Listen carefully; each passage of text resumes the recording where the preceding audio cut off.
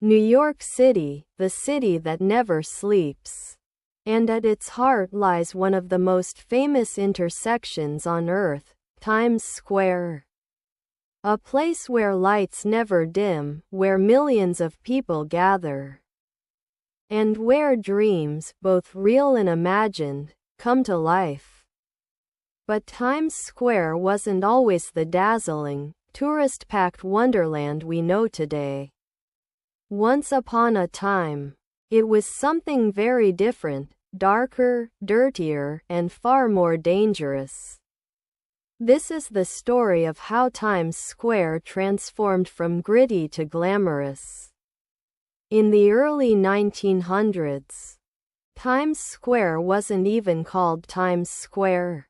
It was known as Longacre Square, a quiet district filled with horse stables, carriage makers, and small factories. Then, in 1904, everything changed when the New York Times decided to move its headquarters there. The city renamed the area Times Square, and soon after, the first electric billboards began to appear.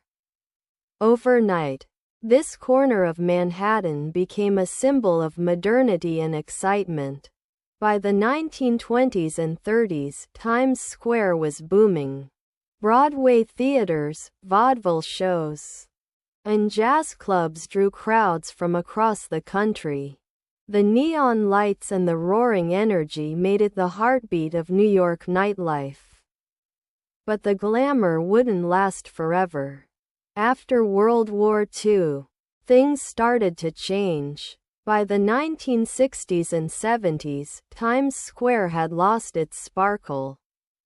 Economic decline, rising crime, and urban neglect turned it into one of the city's most dangerous areas. Porn theaters, adult bookstores, and crime ruled the streets. Drug deals happened in plain sight, and few tourists dared to go near after dark. The same lights that once symbolized hope now flickered over broken dreams. Yet, even in its darkest days, Times Square had a strange, magnetic charm.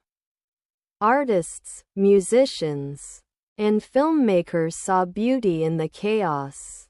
Martin Scorsese's Taxi Driver and countless gritty films captured this raw, unfiltered version of the city, violent but real. It was the Times Square of hustlers, rebels, and survivors. Then came the 1990s, the decade of rebirth. Mayor Rudy Giuliani and city officials began an ambitious plan to clean up the area. Adult theaters were shut down, crime was reduced, and major corporations were invited in. Disney opened a store. Theaters reopened. The streets became brighter, safer, and cleaner. Times Square was reborn, but not everyone cheered. Many New Yorkers felt something precious had been lost, that the city's wild soul had been replaced with a commercial smile. The gritty edge gave way to glowing billboards and chain restaurants. The heart of Times Square now beats in sync with global brands and digital ads.